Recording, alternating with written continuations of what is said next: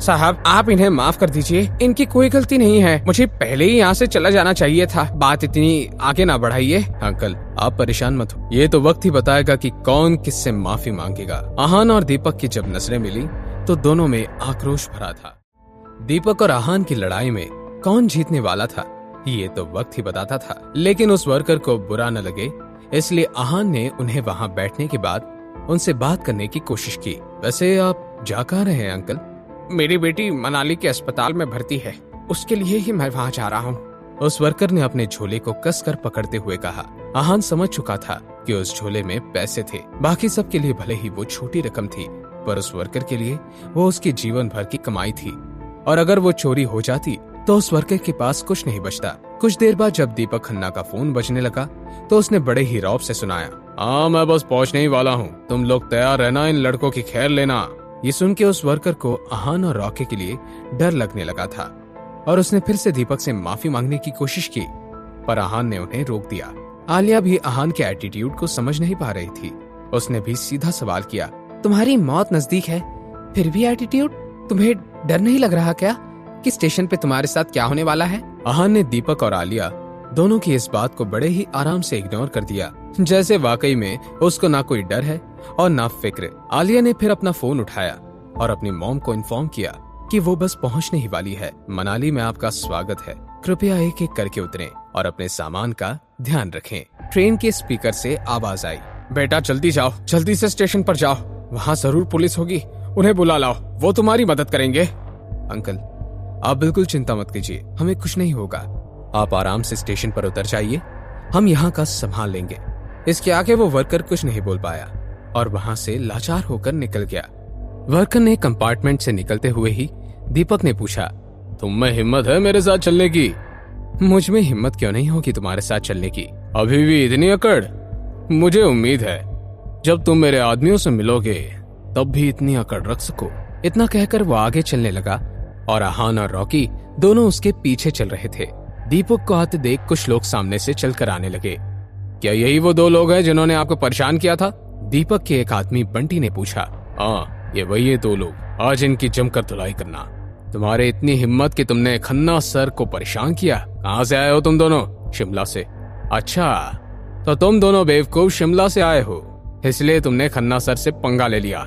इतने कहकर बंटी ने हाथ से इशारा किया और बाकी लोग उन दोनों पर हमला करने आए। तभी वहां भीड़ में हलचल होने लगी। रॉकी और दीपक के आदमी वहां रुक गए। उन्होंने देखा कि 5 शानदार रोल्स रॉयस कार वहां आ रही थी। जब कार रुकी तब उसमें से सूट में कुछ आदमी निकले। जब दीपक खन्ना ने उन आदमियों को देखा तो उसने एक आदमी को पहचान लिया। भाई, उनमें से एक आदमी दीपक खन्ना का भाई था। जिस पोजीशन पर दीपक अभी था उसके कजिन भाई अनिकेत खन्ना की वजह से था। Aniket Khanna MD real estate के प्रोजेक्ट डिपार्टमेंट का जनरल मैनेजर था। खन्ना सर, आपका कजिन भाई एमडी रियल एस्टेट में काम करता है? बंटी ने खुद को संभालते हुए पूछा। एमडी रियल एस्टेट बहुत ही महंगी कंपनी थी। हाँ हाँ बिल्कुल, मेरा कजिन एमडी रियल एस्टेट के प्रोजेक्ट डिपार्टमेंट का मैनेजर है। क्या आप मुझे अपने कजिन से मिलवाएंगे? हाँ हाँ मिलवा दूंगा, पर मुझे नहीं लगता कि वो तुमसे मिलेंगे। आप कोशिश तो करना। वैसे खन्ना सर, आपके कजिन यहाँ किसी को लेने आए हैं? क्या आप जानते हैं कि वो किसे लेने आए हैं? लगता है ये लोग एमडी रियल एस्टेट के चेयरमैन को लेने आए हैं। आहान वहाँ खड़े होकर सब देख सुन रहा था और हंस रहा था। तुम मौत के इतने करीब हो और फिर भी हंस रहे हो? मैं तुम्हारी बेवकूफी पर हंस रहा हूँ। तुम्हारा ये कजिन एमडी रियल एस्टेट के चेयरमैन को लेने नहीं आए हैं। तो इतनी सारी कार उन्हें लेने नहीं तो किसे लेने आई हैं? तुम्हें? अगर ये बात सच निकली कि ये सब तुम्हें लेने आए हैं तो मैं स्ट्रीट लैम्प खा जाऊंगा। दीपक ने उनका मजाक उड़ाते हुए कहा। इस पर आहान को हंसी आ गई और उसने कहा, फिर तो मुझे लगता है कि तुम्हारे दांत इतने मजबूत नहीं होंगे। इतने में वो सभी लोग उनकी तरफ बढ़ने लगे। उनमें से एक लंबी और बहुत ही खूबसूरत लड़की थी। वो और कोई नहीं, अस्मिता कपूर थी, एमडी रियल एस्टेट की एग्जीक्यूटिव डायरेक्टर। उसका नाम मनाली की खूबसूरत लड़कियों में से सबसे टॉप पर आता था।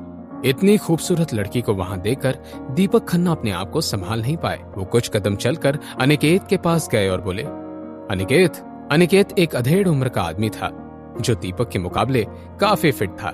दीपक को देखा तो उसका मुंह चढ़ गया। उसने चिढ़ते हुए कहा, दीपक तुम यहाँ क्या कर रहे हो? कुछ खास नहीं, बस 2 लोग थे जो मुझे परेशान कर रहे थे। बस उन्हीं को सबक सिखाने के लिए यहाँ हूँ। पर आप सब यहाँ, क्या आप चेयरमैन को लेने आए हैं? नहीं नहीं, यहाँ हम किसी और को लेने आए हैं। किसी और को? आखिर आज ऐसा कौन आया था जिसको लेने इतने सारे लोग मनाली स्टेशन पर आए थे? क्या यहाँ कोई बहुत बड़ा आदमी था? अस्मिता कपूर जो पब्लिक प्लेसेस पे नहीं जाती थी, आज क्यों आई है? जानने के लिए देखिए अगला एपिसोड सिर्फ पॉकेट एफएम के YouTube चैनल पर, और सीक्रेट अमीरजादा के सारे एपिसोड्स को सुनने के लिए डिस्क्रिप्शन में दी हुई लिंक से डाउनलोड कीजिए पॉकेट एफएम ऐप।